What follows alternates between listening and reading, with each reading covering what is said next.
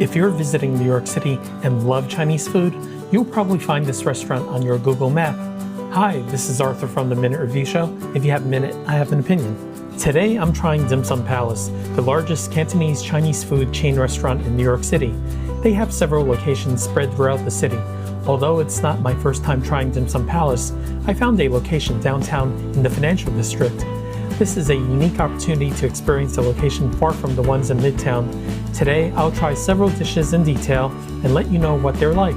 Also, please stick till the end of the video when I'll review the star of the show. The kitchen is open, I'm ready, so let's give it a try. Hi, this is Arthur from the Minute Review Show, and today I'm coming to you from the financial district, specifically on William Street, down near Fulton Street, near the South Street Seaport. This area is mainly a business area, but in the past few years, there are a lot of residences here, and a lot of people live here. So the streets are a little more busy than during a normal business day. What I wanted to do was that I wanted to come to a restaurant called Dim Sum Palace. I noticed that they just opened here recently, maybe a few years ago. For those of you who don't know, Dim Sum Palace is a large Cantonese restaurant chain in New York City. There's over 12 locations in the city, dotted throughout Manhattan, mainly Manhattan. And I was really surprised to find one down here in the financial district. So what I wanted to do was that I wanted to try it to see if it's very good Cantonese food because, you know, things outside of Chinatown might not be as good. So what I'm going to do is that I'm going to order 4 dishes and I'm going to see how good they are. And by the end of the episode, I'm going to tell you what my star of the show is, my favorite dish. Before we do that, let's take a look at the menu and see what they have. Okay, the restaurant is called Dim Sum Palace, and this is their selection of dim sums. And you can see that there is a wide variety. I'm not going to describe everything, but you can see that you have the menu right there, and you would check off the items that you want and the amounts. Right behind the dim sum menu, there's a bunch of chef specials. So this is what you have. Okay, this is the main menu, the Dim Sum Palace menu, and they're going to have all the dinner menu items right here. So when we flip it, we're going to see the chef specials, and right here you have items such as the fish fillet with hot chili pepper. You have dishes like red curry chicken. Now these are very eclectic, and they're not too common, but these are the chef specials. Then here are your appetizers. So you can see, you have a whole selection of Cantonese soups. And then you have Peking duck. Peking duck here is $69, and if you want half of one is $39. Next you have some more dishes that are very common, Chinese American dishes like General Tso's chicken. You have stuff like sesame chicken.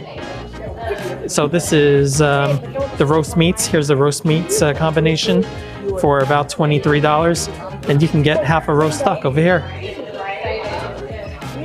Next you have the pork section, and then you have the beef and the lamb section right here, all Cantonese specials. Then you have another section that is the seafood section. So here it goes. Some are very reasonable in price. Some are a little higher, depending on the type of protein. Next, you have the fish. And these are a little higher in price. Next is your vegetarian section, all your Cantonese vegetables. And finally, you have your noodles and your fried rice section, which is right here. And then here's some special items. And these look like giant prawns, different types of seafood, and the prices aren't marked here. They're all special prices. And over here you have some more expensive dishes in the back. Wow, they even have baby suckling pig for $238. The first dish I ordered is the My Fun. Now the My Fun is a basic My Fun, not the Singapore My Fun, but the regular My Fun. This is probably done with a salt flavored soy sauce. And here's the my fun noodles, nice and white. And there's some bean sprouts here. There's some scallions here. Here's some baby shrimp. This particular type of my fun is the baby shrimp my fun. And I believe it's about $18. So yeah, this is a very simple dish, but if executed right, it should be very good. Oh, by the way, I forgot to mention that there's onions and also some eggs. The last dish that I'm trying is the my fun. It's not the Singapore my fun, but the regular my fun, the neutral my fun without the curry powder. I ordered the one with the small baby shrimp. Now, these shrimps, even though they're called baby, they're actually pretty big. I would say this is like a medium-sized shrimp. Let's give the my fun a try. Immediately, I'm loving this. Now, I'm all about texture. And that my fun, the rice noodle, look how thin it is. What I love about this is that it has a bite, a very nice bite to it. When you bite into it, there's a crunch to it. I love that. And it's not too salty. It's seasoned perfectly, just the right amount of salt. They also put the right amount of sprouts and onions in here. So there's more crunch there. It tastes very fresh, very light. Let's give some of these shrimps a try. Okay, the shrimps, however, are a bit different. They haven't been marinated with salt or anything. It actually tastes kind of bland. I don't think they've marinated the shrimp at all. I have to say, the quality of the noodles are out of this world. Very nice. The shrimp could have used a little more seasoning, but yeah, it's very satisfying when you bite into that noodle with a really nice bite to it. We ordered the soy sauce chicken. Now, this particular chicken is it's a half chicken, and as you can see, it's about 9 inches long. So this is half a chicken. They give you the gyeongtong, which is the ginger and scallion sauce. And let's take a look at some of the chicken here. And yeah, chicken looks very juicy. From what I see, it's nice and warm, as I can feel, and it looks very juicy. It's not done to that a little bit of a bloody state, but yeah, that doesn't mean that doesn't taste good. But let's give this a chance and see what it's like. We also have the white meat over here. This appears to be somewhat juicy. We're going to give this a chance because, you know, sometimes looks can be deceiving, but we're gonna try it. The first dish I'm going to try is the soy sauce chicken, and this is what it looks like. Now, this particular soy sauce chicken is half a chicken, and I'm gonna try the white meat first and see what it's like. Okay, the white meat is definitely cooked.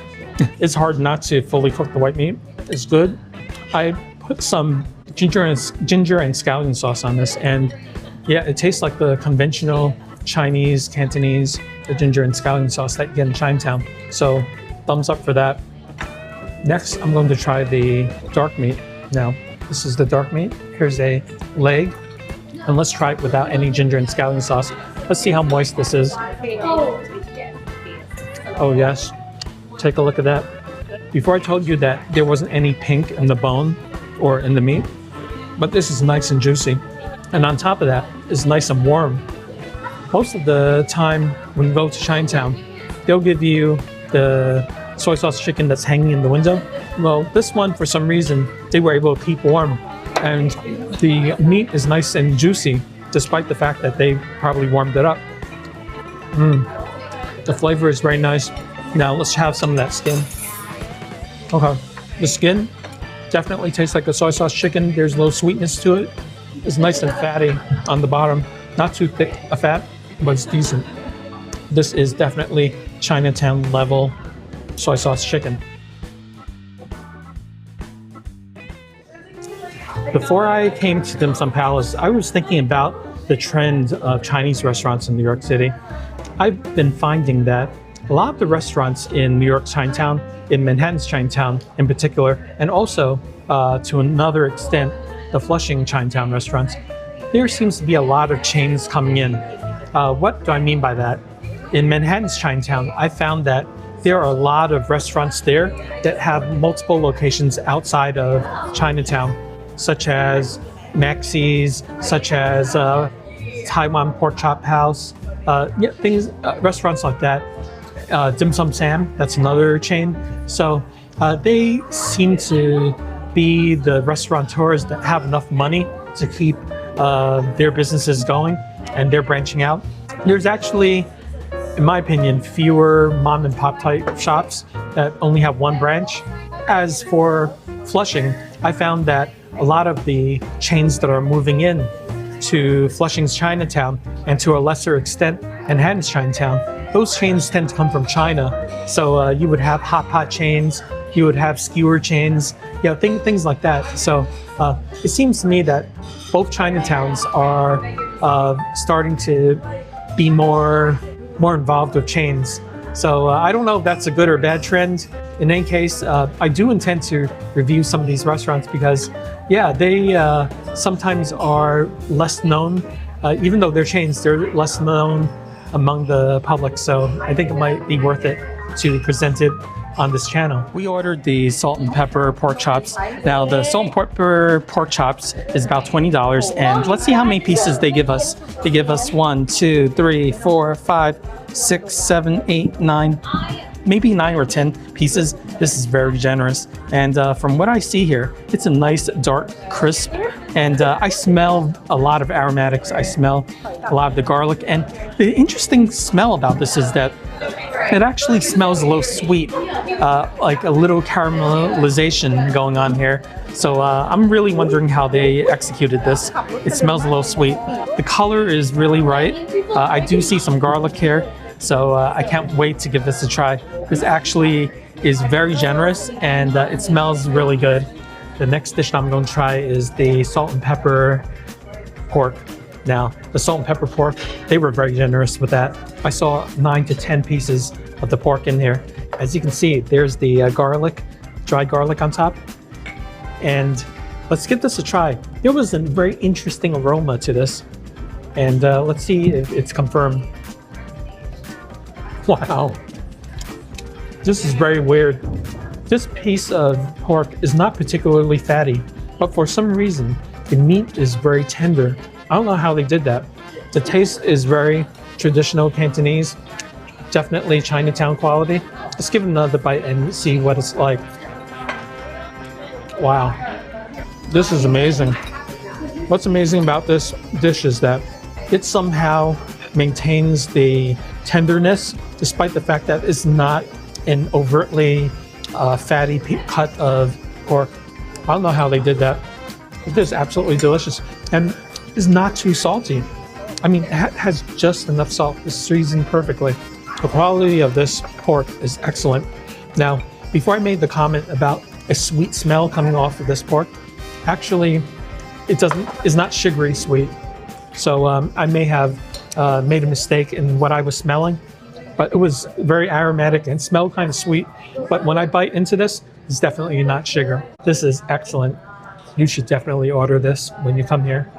The next dish I ordered is the tofu clay pot with some mushrooms. Now, well, I'm taking a look at this, and it looks like they put some snow peas in here.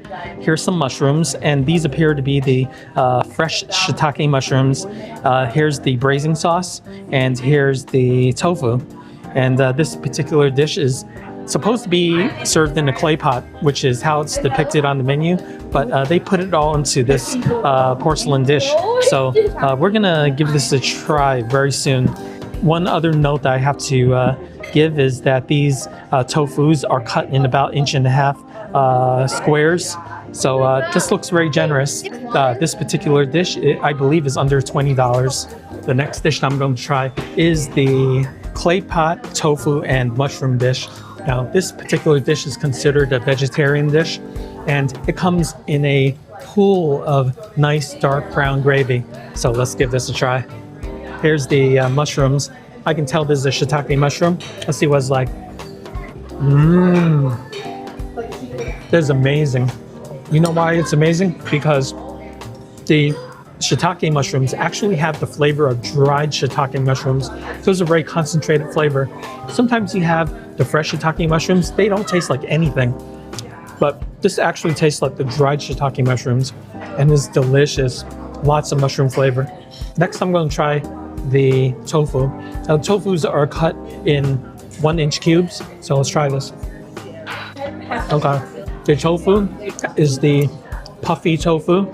There are a lot of holes in there. It's not the deep fried tofu, but the quality of this tofu is that there's a lot of air pockets inside. And it's been crispified on the outside, which is pretty good, which means that it holds a lot of the liquid, a lot of the gravy in the tofu. What I can tell you about the sauce is that it's nice and mild. Cantonese sauce has some seafood umami in it. My guess is that they probably used a vegetarian oyster sauce or regular oyster sauce to give it flavor. This is something that I really like, and I'm sure vegetarians out there would like this too. And now's the time for your favorite part of the show. Ta-da! The star of the show. And today, the star of the show was very, very clear. There was only one thing on my mind. It was the salt and pepper pork. And the reason why I chose the salt and pepper pork is because, look at this. Look how generous this was. This dish is about $20, and look how much you get. This particular dish, when I first smelled it, I thought it smelled a little sweet, but no. When I bit into this, you didn't have any of that sweet flavor, but you had the most tender pork and non-greasy pork. Usually those two don't go together, but somehow they made this meat, this protein, so tender without having a lot of fat in it. I don't know how they did it, but the flavors are there.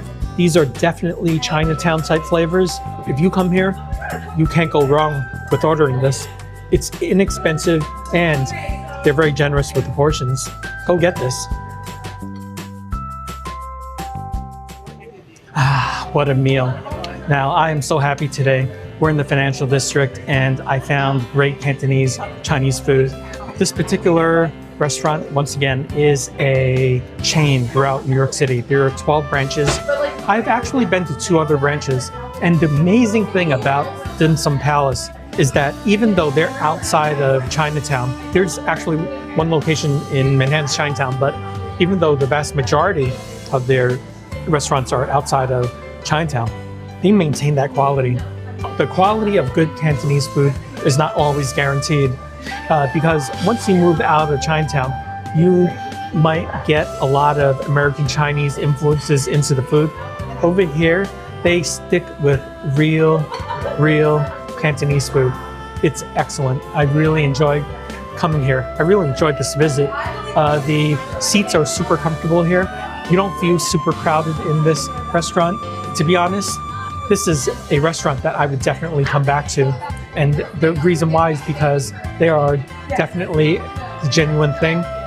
And yeah, if you're in Manhattan, you have so many options to come to Dim Sum Palace.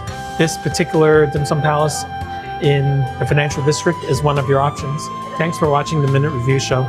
If you like my channel, please support my channel by buying me a coffee. The link is over here. And also, I would like you to check out the rest of my channel.